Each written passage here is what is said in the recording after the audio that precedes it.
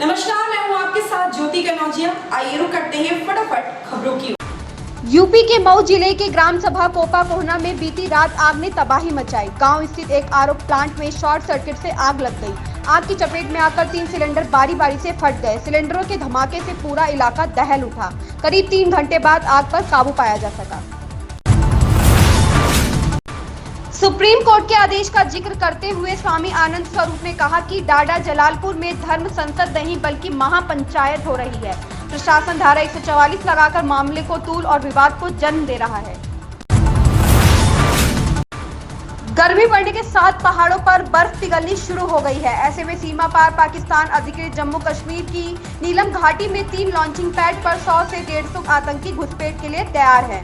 बदली हुई परिस्थितियों में श्रीनगर से 140 किलोमीटर दूर केरन सेक्टर में घुसपैठ रोकने की सेना के लिए चुनौतियां बढ़ गई हैं। बलूचिस्तान व थार मरुस्थल की गर्म पश्चिमी हवाओं की वजह से भीषण गर्मी और लू के थपेड़ों का सामना करना पड़ेगा। हालांकि बीच बीच में आंधी या अंधेर चलने की संभावना बन रही है। पूर्वांचल एक्सप्रेसवे पर टोल लगाने का रास्ता साफ हो गया है। कैबिनेट ने निवादी के माध्यम से चयनित कंपनी को पत्र जारी करने के प्रस्ताव को मंजूरी दे दी है।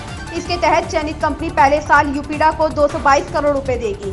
1 मई से टोल टैक्स लगाने की तैयारी चल रही है। हालांकि इस बाबत वित्त मंत्री सुरेश खन्ना ने कहा कि जितनी जल्दी संभव होगा उतनी जल्दी टैक्स वसूली प्रारंभ होगी। गांव, कस्बों व तहसील मुख्यालयों पर शेड्यूल के अनुसार आपूर्ति नहीं हो पा रही है। केंद्र व राज्य की कई ताप इकाइयों के बंद होने की वजह से संकट और बढ़ गया है। वितरण और ट्रांसमिशन नेटवर्क के ओवरलोड होने तथा अन्य तकनीकी कारणों से भी सभी क्षेत्रों में रोस्टर की आपूर्ति नहीं हो पा रही है।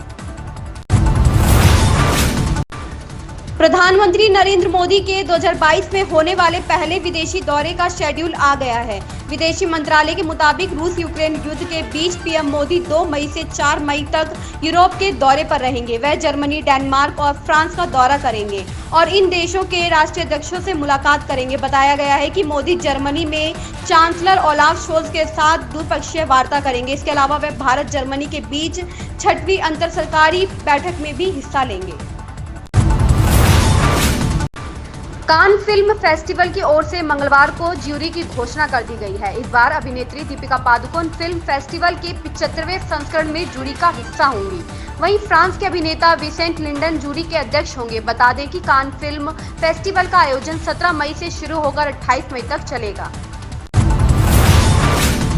केंद्रीय वित्त मंत्री निर्मला सीतारमण ने सैन फ्रांसिस्को में एक सम्मेलन को संबोधित करते हुए निवेशकों को प्रोत्साहित किया और कहा कि भारत में निवेशकों के लिए बड़ी संभावनाएं हैं। केंद्र सरकार निवेशकों की चिंताओं को समझने और उनका समाधान करने का वादा करती है।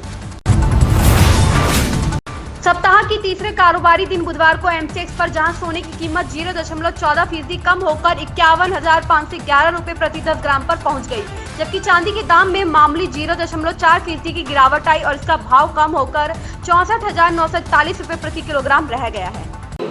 इन खबरों में बस इतना ही। धन्यवाद।